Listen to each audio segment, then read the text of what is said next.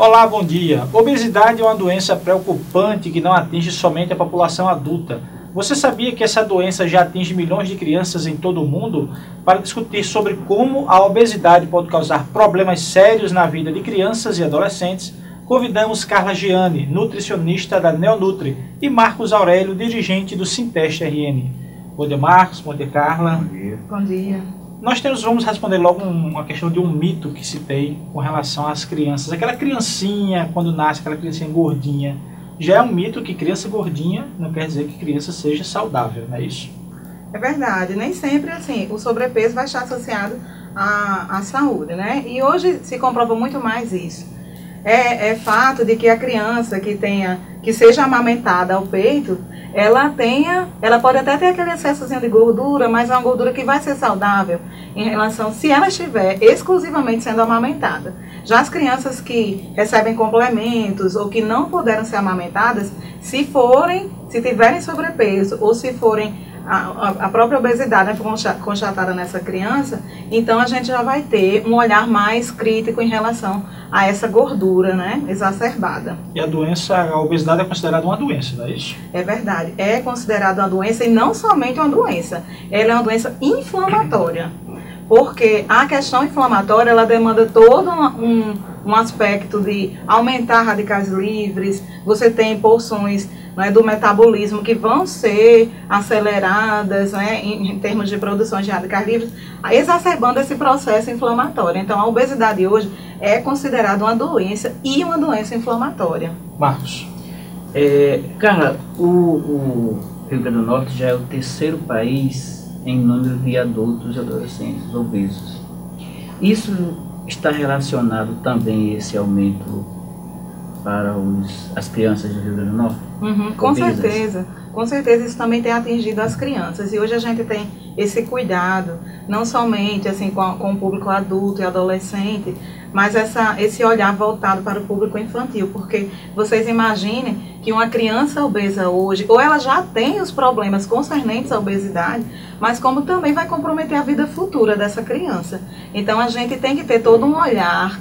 Como eu sempre falo, uma criança obesa é uma complexidade a ser tratada, tendo em vista que a criança engloba não somente o hábito dela em si, mas o hábito dela já é fruto da família. Então, assim, a gente não pode tratar somente essa criança de forma isolada, a gente trata a família, o convívio dessa criança, tem a escola também, né? As ofertas de alimentos que permeiam o âmbito escolar. Então, toda essa complexidade deve ser considerada quando se trata da criança. E realmente é preocupante porque a estatística mostra que o público infantil tem sido atingido, sim, com esse patamar, né, os sintomas da obesidade em si. Quer dizer, então, que não é só a carga genética, e sim o meio que vive a criança. Isso, porque assim, a obesidade ela pode ter sim uma tendência genética, mas tem muita porção comportamental. Então você vai ver como é que essa família também tem essa visualização em relação ao alimento, todo o comportamento. Se há um nível de estresse também elevado, a gente sabe que o estresse ele eleva o nível de cortisol, que é o hormônio que faz reter líquido e que mexe em todo o metabolismo, compromete todo o metabolismo. Então até em elevação dos colesteróis ruins, né? E diminuição do colesterol bom também, que aí você já tem um risco aumentado da questão cardiovascular. Então tudo isso é abordado quando se fala em obesidade infantil. E com certeza a gente associa aí o nível comportamental também associado com a propensão genética. E como saber, há algum conceito que se destaca a questão da obesidade e como se saber que uma criança ou um adolescente é obeso? Olha, geralmente a gente tem tabelas, né, que padronizam os níveis de normalidade. Então vai de cada caso e com a avaliação do profissional nutricionista, o pediatra também, ele vai fazer essa averiguação tendo em vista os parâmetros que estão mudando, tá? Hoje em dia, há um certo tempo, a gente tinha níveis maiores, limites maiores, e esses limites vêm diminuindo, tendo em vista o grande risco cardiovascular que o obeso, né, se expõe. Então hoje as tabelas vêm se modificando para que esse diagnóstico chegue de forma mais precoce e o tratamento também. Há uma diferenciação em dizer que uma criança é bem nutrida, mas ela não é bem alimentada com relação a isso? Existe sim. Às vezes a criança se alimenta demasiadamente e não se nutre, né? Existe uma diferença entre nutrir e alimentar. Às vezes a pessoa está se alimentando de forma inadequada. Então aí você vai ter problemas relacionados a essa alimentação quando em longo prazo, né? E às vezes ela nem come muito, não tem, a gente chama hiperalimentação, mas ela já atinge grupos alimentares adequados. Então às vezes até a criança parece ser magra, mas ela tem um nível nutricional bom.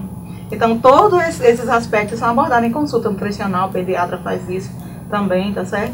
Então, assim, não necessariamente aquela que come demasiadamente vai ter um nível nutricional bom. Porque às vezes come demasiadamente, mas repete muito grupos. E é muito importante essa questão dos grupos alimentares, tá?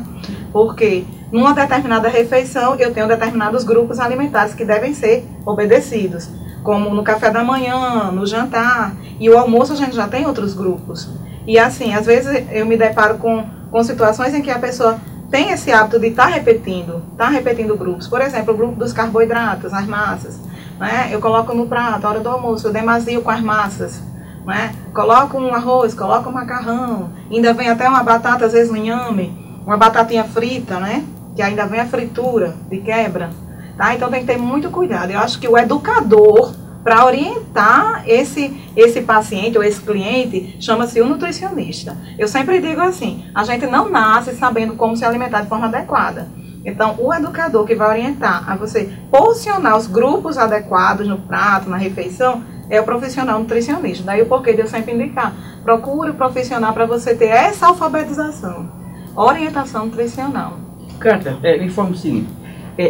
Eu sei que eu li em algum lugar que existe uma enzima na boca que no processo de mastigação, ela, ao chegar ao estômago, ela envia uma mensagem para o cérebro avisando que tem alimento. O Brasil tornou-se um país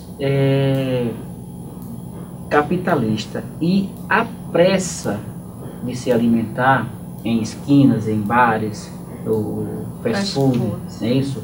Essa pressa também contribui para a obesidade no Brasil, assim como ocorre nos Estados Unidos? Sim. Olha só, quando você começa a se alimentar, como você falou, a gente tem substâncias que mandam mensagens para o cérebro, hormônios ou neurotransmissores que mandam mensagem para o cérebro de que está havendo uma saciedade. Isso ocorre de forma paulatina. Você vai se alimentando e todo o organismo vai combater a hiperalimentação. Então, se a pessoa se alimenta com pressa, esse efeito já é diminuído. Somando-se a isso, você tem, devido ao estresse, você tem uma carga maior de cortisol. Então, assim, todo esse efeito do estresse, o processo inflamatório também é exacerbado no estresse. Quando eu digo processo inflamatório, entendam, produção aumentada de radicais livres que nos fazem envelhecer. E não é envelhecer a aparência, não é envelhecer em nível celular, por dentro. Então, assim, todos esses aspectos de pressa, de estresse, comer apressadamente, não mastigar bem os alimentos, tudo isso vai intervir nessa inibição do apetite pelo sistema nervoso via sistema intestinal, né? Trato gastrointestinal, que envia essa mensagem. Todo esse efeito fica comprometido quando você faz a alimentação de forma rápida. E assim, somando-se a isso, a qualidade dos alimentos que são ingeridos.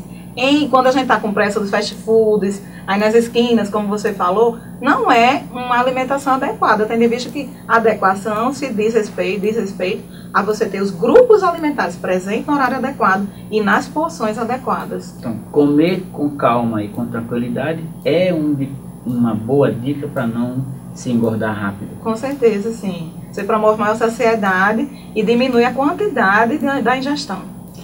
Agora vamos para um pequeno intervalo e voltamos já já, não sai daí.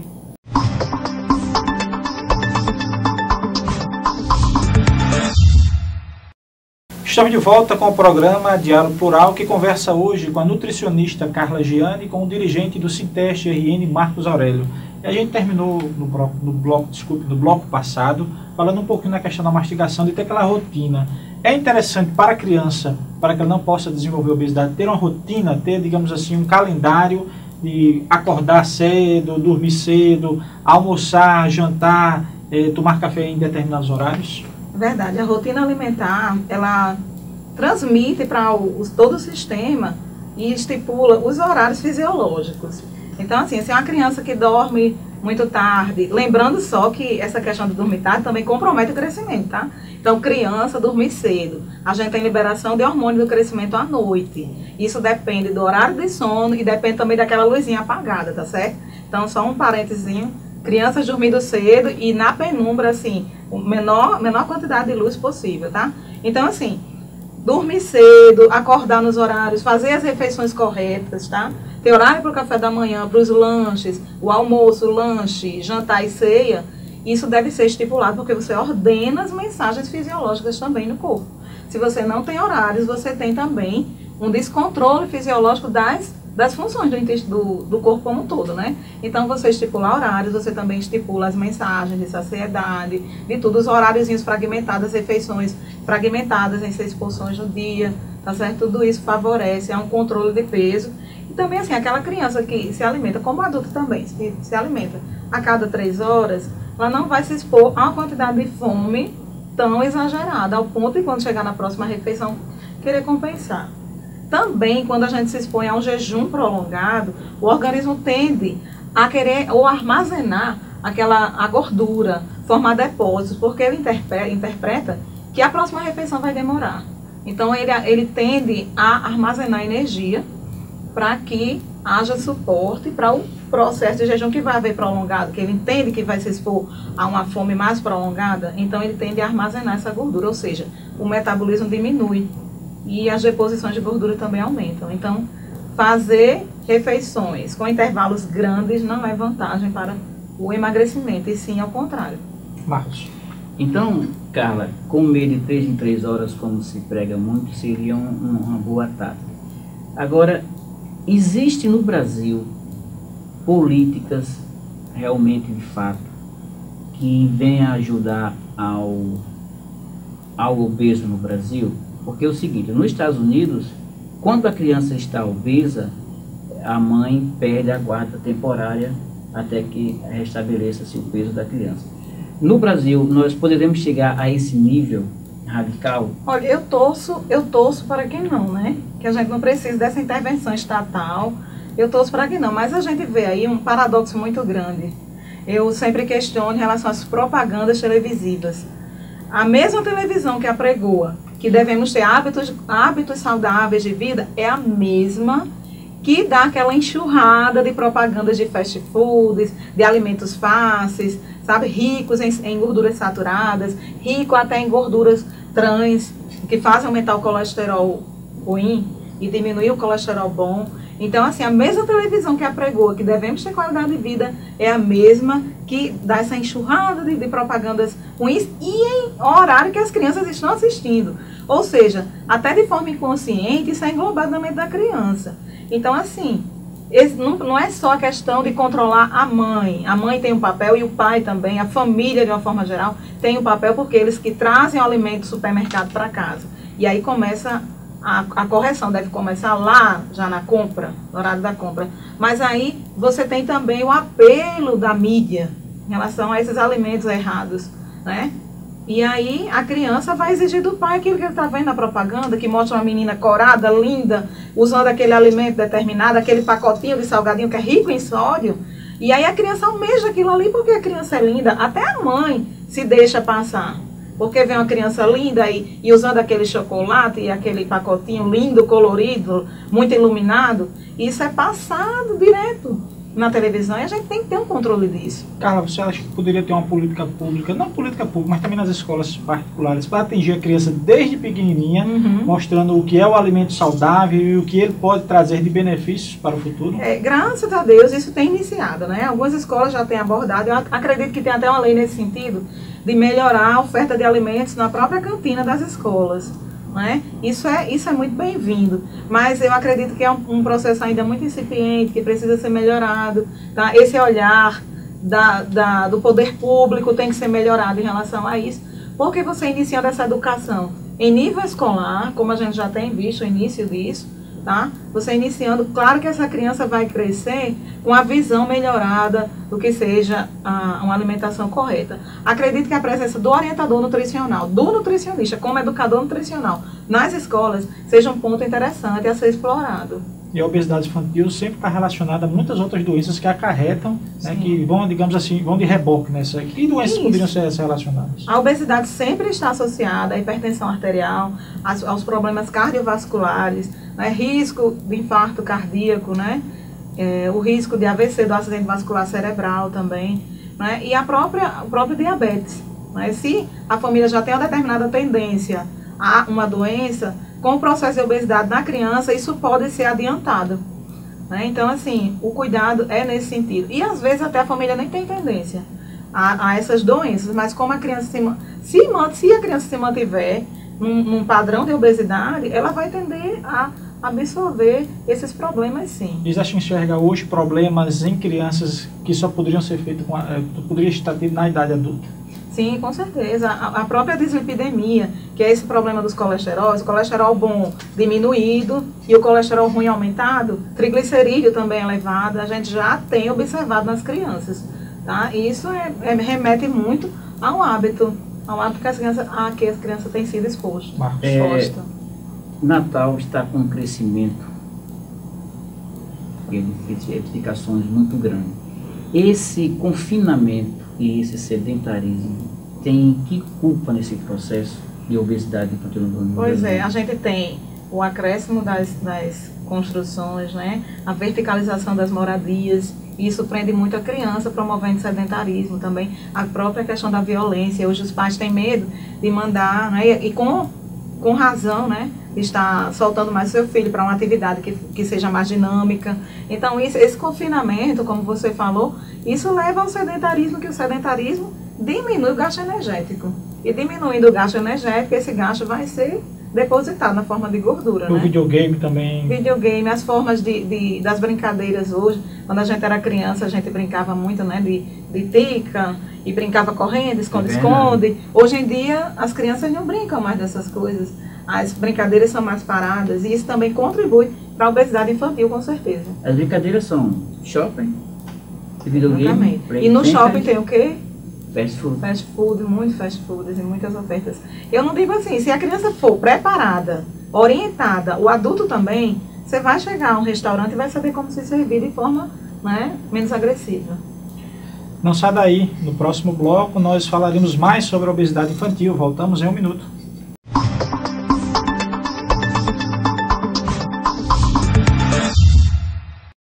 Estamos de volta com o programa Diálogo Plural, que conversa hoje com a nutricionista Carla Gianni e com Marcos Aurélio, dirigente do Sinteste RN. Carla, tem algum outro fator, além da alimentação, daquela que a gente falou, a questão do estresse, ou até interno mesmo, a questão genética, o que poderia ser associado mais à obesidade infantil, que poderia ser tratado com o médico, com o pediatra, com o endocrinologista? Olha, essa questão genética, ela deve ser controlada. É muito difícil você mudar, aliás, é impossível você mudar informação genética de uma pessoa. O que a gente vai trabalhar é em nível comportamental, ou se precisa de uma intervenção medicamentosa, no caso do médico, né? Então, assim, para você protelar os efeitos de uma genética ruim.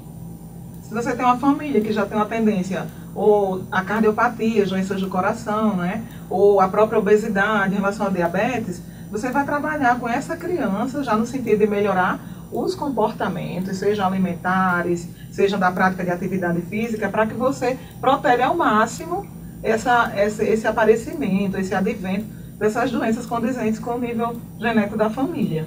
Tá? Então, assim, o que a gente pode intervir é no comportamento e nas intervenções que a gente pode fazer. Marcos. O Rio Grande do Norte passou de uma fase onde existia uma desnutrição exacerbada e agora estamos com um problema de obesidade. A obesidade acarreta diminuição de vida? É comprovado cientificamente? Com certeza. As pessoas obesas, elas tendem a viver menos pela questão das complicações da obesidade, né? Pela questão cardiovascular, como eu já falei, da questão do infarto, do AVC. E tende a ter menos qualidade de vida. Uma pessoa obesa, ela se cansa mais facilmente, né? Tem uma vida mais difícil do que uma pessoa com peso normal, tá? E a gente tem a questão também das crianças, quando obesas, você tem aí um prognóstico ruim em relação ao prolongamento de vida dessa criança. Será que ela vai conseguir chegar ao nível adulto, em vida adulta? e se às vezes chega com menor qualidade de vida, até por presença de determinadas doenças que a gente chama de comorbidades associadas ao quadro da obesidade em si. Tá? Então, ou vai viver menos ou vai ter menor qualidade de vida. E a gente observa que é uma preocupação nacional, em termos até de políticas, em relação a esse nível, esse número de pessoas que vão chegar em vida, né? Vida que a gente chama comercialmente útil, né? Então, assim, para vida produtiva. Então, há uma preocupação em relação até em nível econômico, produtivo para a nação. E isso é viável, que se preocupe sim, porque se a gente tem crianças obesas, a gente vai ter adultos com problemas, que vão trabalhar menos, que vão produzir menos, e até vão causar sobrecarga na Previdência aí, né? Então é uma preocupação que deve ser focalizada, ressalvando que também tem que haver uma preocupação em relação ao que é veiculado pela mídia em termos de alimentos nocivos, né? Pseudo-alimentos. Quer um exemplo? Por exemplo, refrigerante. Refrigerante, aí a propaganda corre solta. Tá? E a gente sabe que o refrigerante, até o zero ou o diet, é até bem pior do que o outro, porque a carga de sódio é elevada e até a qualidade do adoçante que é colocado não é boa. Então, assim, eu sempre falo contra o refrigerante. Ele também faz mobilização de cálcio, porque altera o pH, a acidez do corpo como um todo. E às vezes as crianças se expõem a quantidade de refrigerante assim exacerbada. Então a gente tem que ter mais pé no chão, ver direitinho, reivindicar, nós que somos cidadãos, devemos reivindicar frente às autoridades competentes, que as nossas propagandas sejam mais direcionadas e que a gente tenha um enxugamento aí dessa veiculação de tanta propaganda de alimentos nocivos, de pseudo-alimentos, né? E a obesidade, principalmente a obesidade infantil, pode causar um questionamento psicológico com relação ao bullying. As pessoas chamam gordinho, lá vem um gordinho, rolho de poço, esse tipo de coisa que pode afetar e prejudicar ainda mais? Verdade, ainda tem esse aspecto, né? Uma criança que está com sobrepeso ou obesidade em si, ela vai ter essa abordagem também, né, na escola, é sempre presente, não é uma coisa que a gente possa relegar, porque é sempre presente, que recebe os apelidos, isso incomoda, né, a criança, causa problema até de ordem emocional, às vezes a criança cai o rendimento escolar devido a esses problemas indiretamente ligados à obesidade. Então, mais um motivo para a gente ter um olhar direcionado para essa criança obesa, que, como eu falei no início, é uma complexidade a ser tratada. A questão da alimentação, até dos adultos, diz que para fazer uma dieta, comer frutas e verduras, se torna até um pouco mais caro de comer. Poderia ter uma compensação com isso? Como é que se poderia fazer, digamos, para a família de classe média baixa, ter uma alimentação saudável, boa, o que poderia se comer, não tendo tão dispendioso de comer frutas, verduras e outras coisas mais? Ou tem que ter isso no cardápio? Olha, a gente sempre apregoa que a dieta tem que ser colorida. Você tem uma ideia? Cada oferta de cor é uma oferta de nutriente diferente. A gente, só lembrando assim, que cada cor que um vegetal produz, ele está se defendendo contra a nocividade dos raios solares. Se ele está se protegendo, quando a gente engloba esse nutriente, esse pigmento, a gente também está se protegendo. Geralmente os pigmentos são antioxidantes. Eles diminuem as mazelas do envelhecimento, diminuem o ritmo do envelhecimento. Interessante para toda a população isso. Então a dieta tem que ser colorida. Concernente aos custos, hoje a gente tem visto que a oferta de frutas e verduras tem aumentado, os preços também têm melhorado em relação a um determinado tempo aí atrás, tá certo? E você às vezes comparar o que se gasta com guloseimas e com calorias vazias, ditas com refrigerante. Quando se você vai trocar e fazer o custo que é investido em pseudoalimentos, em alimentos nocivos, você vai ter uma coisa, acho que pela outra, e às vezes até o vegetal sai ganhando. E tem a questão do hábito também. Às vezes a gente relega frutas e verduras por uma questão de hábito. Mas como eu falei, é hábito, precisa ser desenvolvido e o hábito, ele vem paulatinamente. Existem pacientes que a gente trata que de início não tolera de jeito nenhum fruta e verdura. E é uma coisa de que a gente não abre mão. E isso vai sendo inserido com preparações boas, com molhos bons, tá? E isso ajuda a que essa pessoa, seja criança, seja adolescente ou adulto, ele se insira nesse hábito mais saudável. E daí você vai ter uma resposta. Se você inserir um hábito mais saudável, você vai ter maior oferta de nutrientes e com certeza você vai mexer nesse metabolismo. Agora, o custo que é levado para alimentos errados pode ser revertido para aumentar a cor no nosso prato no dia a dia. Marcos. Você falou uma coisa importante, mas eu estou preocupado com um pequeno item que passou percebido por nós. Os conselhos, o conselho de nutrição, ele tem algum projeto para abordar esse tema de obesidade infantil no Brasil? Projeto assim, como... Projeto de melhoria, de alertas, projeto de massificar mesmo o uso da boa comida para os Sim. Um grande projeto, eu não sei se é esse o nome, mas a gente tem a pirâmide alimentar, que é bem acessível, que está aí na net, aí vocês podem acessar em casa a pirâmide alimentar, até a brasileira, que já teve adequação. Então, assim, ela dá a ideia de como a gente se alimentar, de tamanho de porção, dos grupos alimentares, o que deve estar, quantas porções no dia, como distribuir. Então, a pirâmide ela mostra bem direitinho essa questão. E, como eu falei antes, o profissional que pode participar nesse papel de orientação é o nutricionista. A gente tem que ter uma abertura em relação ao mercado de aquisição de nutricionistas com esse papel, seja nas escolas, nas creches, e estreitar esse laço do nutricionista com o público que necessita dessa orientação. Você tem uma ideia, eu faço uma participação num programa de uma acho que é uma rádio comunitária, não sei, e assim, a gente tende ao máximo a passar informações que sejam popularmente absorvidas, tá certo? Então, acho que precisa mais dessas medidas, tanto de iniciativa particular, como da iniciativa pública também, tá? Para a gente estar falando, a gente precisa de voz e de vez, né? Nós estamos chegando ao final do nosso programa, agradecemos a presença da nutricionista Carla Giana aqui no nosso programa para esclarecer sobre a questão da obesidade infantil e também do dirigente do Sinteste, Marcos Aurélio. O Diálogo Plural fica por aqui. Se você quiser mais informações sobre o programa, acompanhe as nossas atualizações pelo Twitter, que é o @SintesteRN. No nosso site, que é o www.sintesterrn.org.br, ou na nossa página do Facebook, que é o facebook.com/SintesteRN. Agradecemos a sua companhia e até o próximo sábado.